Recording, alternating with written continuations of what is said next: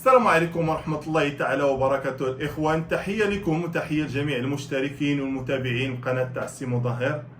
كنشكركم على المتابعة ديالكم، كنشكركم على التشجيعات ديالكم، كنشكركم كذلك على التعاليق سواء السلبية أو الإيجابية ديالكم اللي بالفضل ديالها كنستمروا وما كنبخلوا عليكم أي حاجة سواء صغيرة وسواء كبيرة. اليوم الإخوان كما كتشوفوا كنتواجدوا امام هاد السيده هادي، كنتواجدوا معها اللي هي موضوع الساعه. وبكل صراحه انا استحييت انني نصور هاد الفيديو قدام هاد القنينه استحييت انني نصور هاد الفيديو قدامكم وهي بالامام ديالي. علاش الاخوان؟ كما كتعرفوا انه مؤخرا كثر القيل والقال بخصوص انتشار واحد الظاهره وسط الشباب، انه القنينه ما نسيئوش لهاد الماركه المسجله لانه ما عندها حتى شي علاقه بهاد الظاهره هادي. كنعتذروا لهم الاخوان.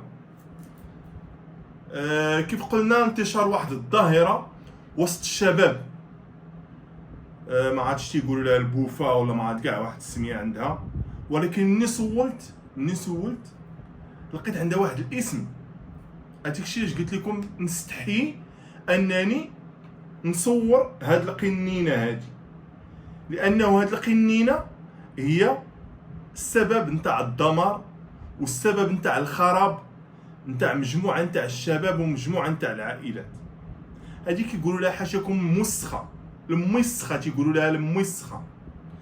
مني سولت بعض الاخوان قلت لهم علاش كيقولوا لها الموسخه، قالوا لي لانه الطريقه نتاع الاستعمال ديالها موسخه.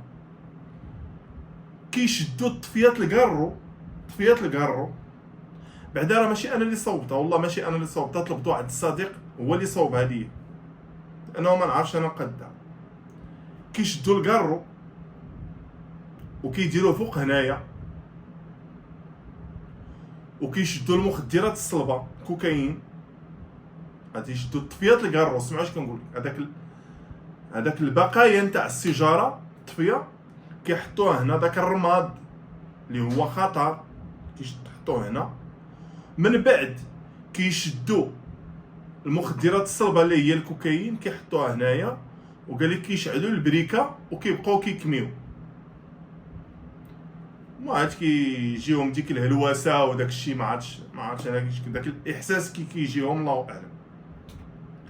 ولكن شفنا اشنو العواقب ديالها، اشنو النتائج ديالها، اشنو الانعكاسات ديالها وسط المجتمع بالدرجه الاولى.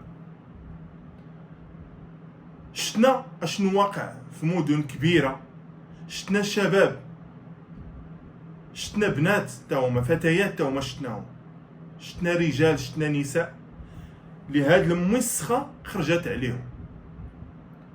كيفاش كيعطيك اخويا خاطرك ولا اختي خاطرك انه هاد القنينه تتكون سبب في الدمار ديالك، كتدمر لك حياتك، كتخرج لك على مستقبل، تخرج لك على رزقك، تخرج لك على كل شيء، ومازال مستمر اختي في هاد الشيء هادي ولا اخويا مازال مستمر في هاد الشيء هادي. ولكن انا بالنسبه لي وجهه نظر ديالي بكل صراحه ماشي مجامله او خوف او شيء من هذا القبيل، بالعكس. رجال الامن بما فيهم رجال الشرطه، رجال الدرك، قوات مساعده الى اخره، كل شيء كيقوم بالعمل ديالو اللي تبدا التورط ديالو في هذا الترويج، هاد الممنوعات راه تيتم الايقاف ديالو وتقديمه للعداله.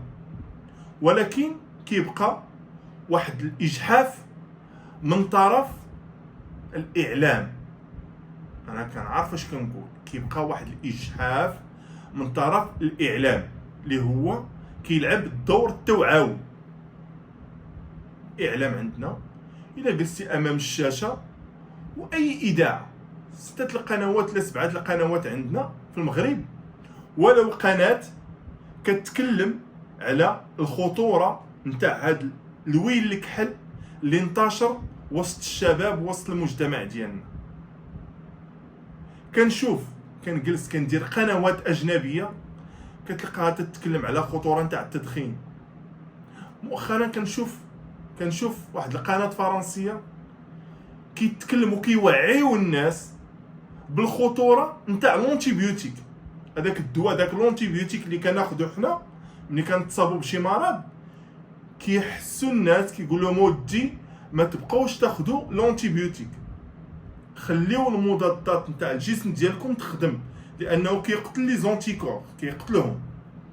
وحنا هذا اللي مخدر هذا كنشوف ماشي وسائل الاعلام، راه وسائل الاعلام بصفه عامه، منها المسموعه، منها المرئيه، منها المكتوبه، منها المواقع الالكترونيه، كل شيء مؤخرا ولينا كنشوفوا عاد بداو الناس كيتكلموا على هذا الشيء هذا، ولكن هذا الشيء راه قليل باش نكونوا واقعيين، لانه راه هذه الظاهره هذه راه غزات البيوت المغربيه، راه انتشرت في وسط البيوت المغربيه بحال الدنيا، وراه بامكاننا اننا نوضعوا حد لهذا الشيء هذا، راه بلا ما نكذبوا على بعضياتنا. راه كي قلت لكم سابقا في واحد الفيديو، لانه ملي كتكون واحد الاراده من طرف المسؤولين ومن طرف الدوله باش توضع حد لشي حاجه كتوضع عليها حد. نكونوا واقعيين، شتي الدوله ملي كتكون عندها الرغبه انها توضع حد لشي حاجه كتوضع عليها حد صافي. هذه ما خصهاش تكون كيف جاو داروا الميكا ما بقاش زيرو ميكا، يلا واللي لقاو تيروج الميكا كيعتقلوا. هاكوك هذه المصيبه الكحله. راه في الامارات وكيسبق لي ذكرت والله الا داك البنت واحد البنت تلاقيت معها كتضحك عليا، قالت لي شفت واحد الفيديو كتقول فيه راه ولا المؤبد، ماشي المؤبد اخويا، قالت لي اولا الاعدام. الناس ولاو كيعدموا الناس تما الا لقاوهم كيتاجروا في المخدرات ولا كيتناولوا المخدرات، لان المخدرات هو سبب دمار المجتمع، سواء دمار نتاع البلاد الا انتشروا ليك المخدرات، ودابا بالخصوص وسط الشباب، لانه شكون هما الشباب؟ هما المستقبل البلاد.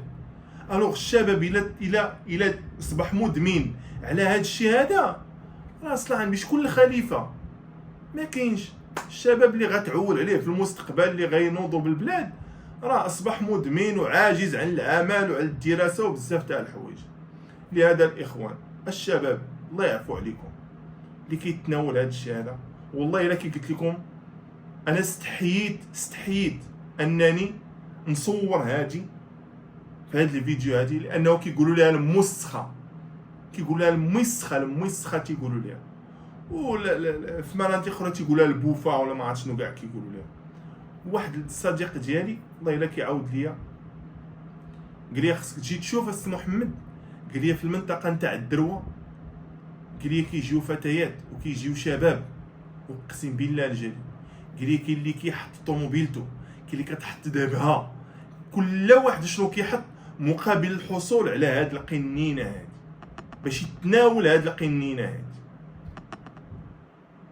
الشباب اللي مدمن، راه الادمان ماشي عيب، ولكن اللي عيب هو الانسان تيكون مدمن وما كيمشيش يتعالج.